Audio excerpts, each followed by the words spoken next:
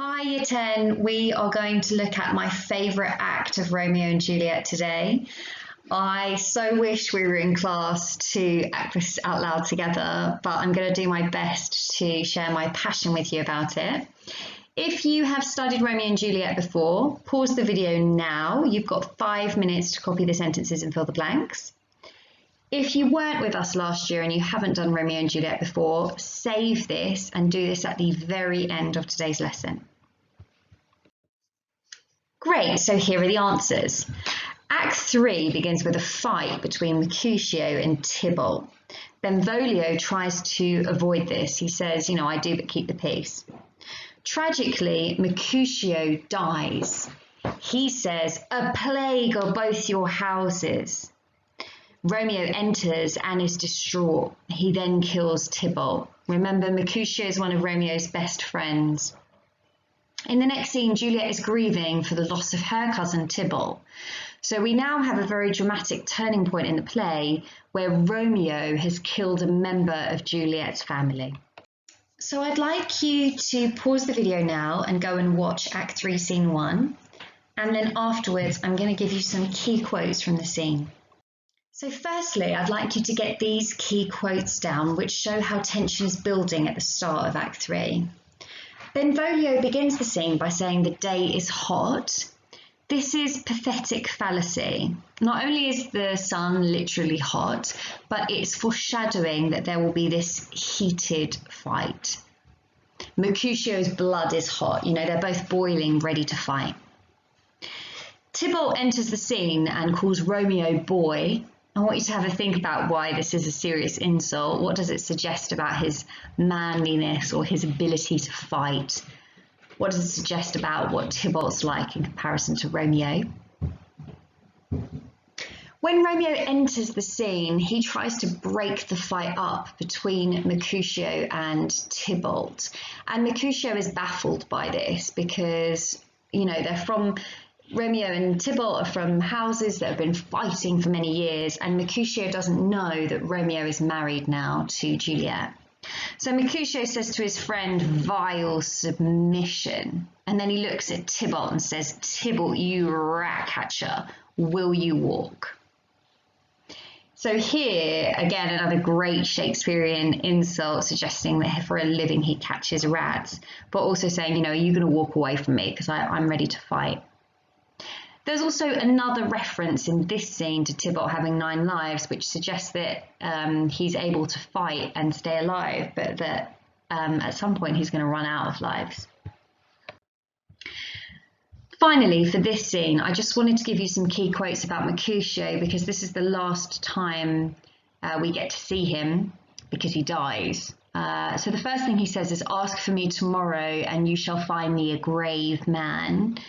This is a double entendre. Grave is serious and sad, and he's obviously those things because he feels betrayed by his friend Romeo, but it's also a reference to the fact that he will literally be in a grave. He knows he's going to die from the wound that he's got. He then says to his best friend, and this quote sort of kills me, why the devil came you between us? I was hurt under your arm. So he's saying to his friend, if it weren't for you, I'd still be alive. You trying to interfere in the fight led to me dying. And this is an incredibly poignant, sad moment. How do you think that makes Romeo feel? And what does that then spur Romeo to do? To retaliate, and he kills Tybalt. So it's a very hurtful scene for both Mercutio and Romeo. As Mercutio dies, he says, a plague of both your houses, which shows that he no longer feels loyalty to Romeo, and actually he's cursing both the households. And again, we could say that this is foreshadowing the curse that will fall on both the houses because we know Romeo and Juliet will end up dying.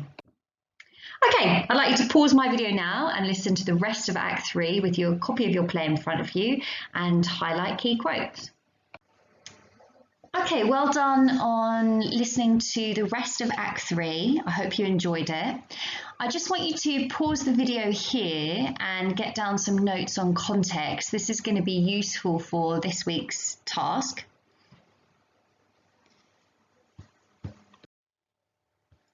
Okay, so we have done a few quizzes over the past few weeks, so it's time to do some extended writing. So this week, I want you to write an essay.